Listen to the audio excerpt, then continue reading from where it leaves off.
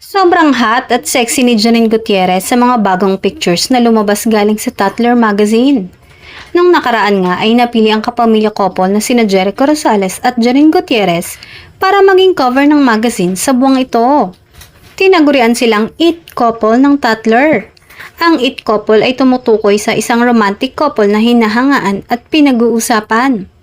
Kadalasang nakikita at madalas na itinatampok sa media o mga social circle.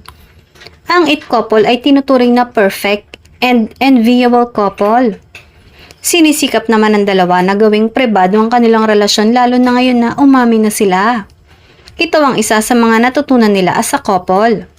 Keep things in private because at the end of the day, your relationship is just between you and your partner. Saad ni Janine. Pagsangayon naman ni Echo, we are aligned on how much to share. There's no pressure. Naniniwala naman si Janine na sadyang pinagtagpo sila ni Jericho at ang pag-ibig ang kusang humanap sa kanila at tinanggap lamang nila ito.